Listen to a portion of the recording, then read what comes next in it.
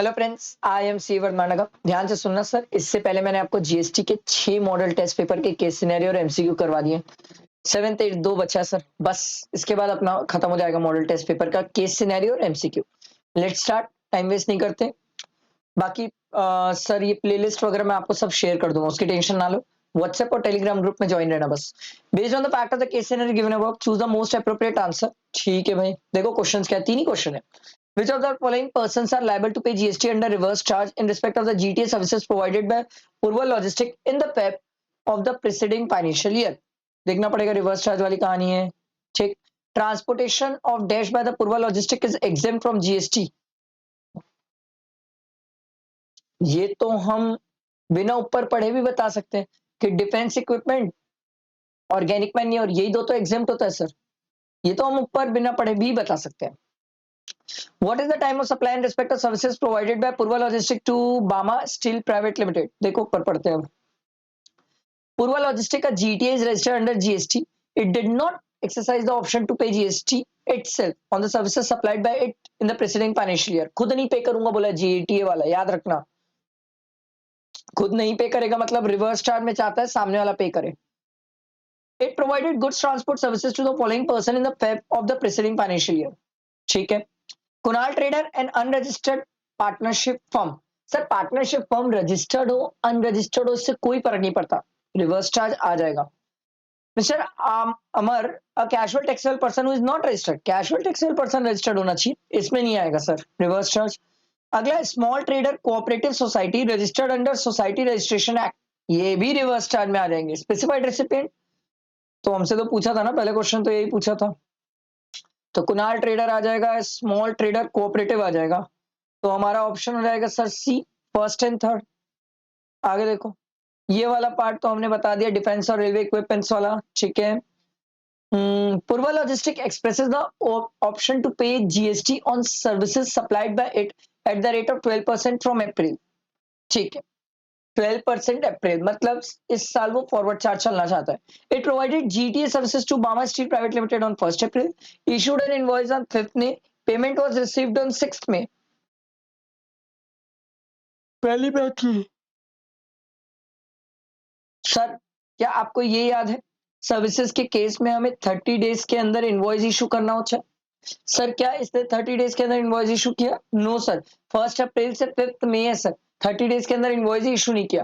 तो सिंपल सी बात है, date of provision of service और डेट ऑफ पेमेंट दोनों में whichever is earlier, 1st April और 6th May दोनों में whichever is earlier 1st April. ये रहा, समझ आया? और नेक्स्ट आगे देखते हैं। नीचे आके पहले क्वेश्चन पढ़ो।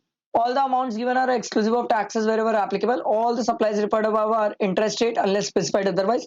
Based on the fact of the case scenario given above, choose the most appropriate answer to the question 4 to 6.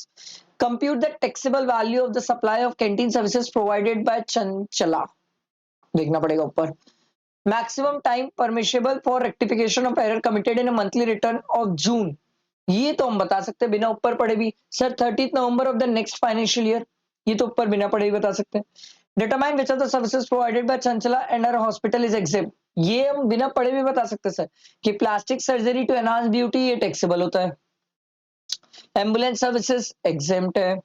Renting of space to run medical store taxable है। Consultancy services by Chanchala in other hospitals exempt है। ठीक है, तो हमसे पूछा था exam कौन सा है, 2 और 4, ये रहा।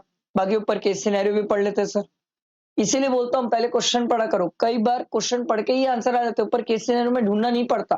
देखो, miss Chanchala doctor by profession is registered GST registered person under GST as a monthly return filer having an inpatient facility in her hospital where her room charges are capped at 3,000 per day. Ms. Chanchala provided treatment of various diseases in her hospital, and apart from that she also provides the various services in her hospital, plastic surgery, ambulance, renting। ठीक है, she is also a consultant in other hospital and receive 40,000। मैंने बताया था sir exempt है, medical की services exempt है। और sir 3,000 rupees लेता है ना रूम चार्जेस, वो भी एग्जेम्प्ट है। 5,000 से कम है ना सर, 5,000 से ज्यादा होता तो टैक्सेबल होता। Further she also provide a canteen facility, receive 50,000 from inpatient exempt. Canteen facility for inpatient exempt है। ठीक है, for supply food as per the advice of the nutritionist, and 35,000 from patient who are not admitted, ये गए। ये taxable है sir, जो patient admitted नहीं है, and 25,000 from visitors for the same facility, तो 35 प्लस 25 कितना हो जाएगा, 60,000। ये रहा, समझ आया, बेटर दिमाग में। और नेक्स्ट अगला क्वेश्चन देखते हैं। Lino limited registered under GST and the balance of 90,000 is in electronic credit ledger, ठीक है। It has the balance of 85,000 in cash ledger, ठीक है। The liability under GST law at the end of the tax period is penalty 20,000 and output tax 55,000। देखो penalty तो cash ledger से ही जाएगा, crystal clear है। आउटपुट टैक्स जो है वो आपका क्रेडिट लेजर से भी जा सकता है और कैश लेजर से भी आप पे कर सकते हो। तो देखो, which of the following statement is correct in relation to utilization of e-ledger balance? Entire liability can be set off by using the balance of electronic credit ledger. ना, पेनल्टी को आप एडजस्ट नहीं कर सकते। Entire liability can be set of by using the balance of electronic cash ledger. हाँ, cash ledger से मैं penalty भी पे कर सकता हूँ, आउटपुट टैक्स लाइबिलिटी भी पे कर सकता हूँ। Electronic credit ledger balance can be use for only for making payment of output tax, ये भी सही है sir. Electronic cash ledger can be use only for making payment of penalty, नहीं सर ये गलत है। हम कैश लेजर का यूज आउटपुट टैक्स लाइबिलिटी को पे करने के लिए भी यूज कर सकते हैं। तो हमारा ऑप्शन कौन कौन सा है, सेकंड एंड थर्ड सही है सर, समझ आया। आगे देखो, Mint Limited registered under GST is engaged in providing warehousing services of rice. During the month of May, Mr. Ghansham from Fazilka undertook the warehousing services from Mint Limited. Mint Limited charges 15,000 as consideration for the said services, but it did not issue any document to Mr. Ghansham. Warehousing of rice, ठीक है।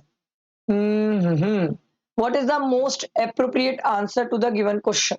Sir where of rice क्या exempt है? Yes sir, और exempt non taxable चीजों के लिए या composition वालों के लिए टैक्स इनवॉइस नहीं होता है sir, bill of supply issue किया जाता है sir, bill of supply issue किया जाएगा। समझ आया बेटा दिमाग में। ये हमारा 7 केस सिनेरियो खत्म हुआ, एक लास्ट और बचा है, फिर कंप्लीट हो जाएगा ये हमारा, ठीक है। चलो, थैंक यू।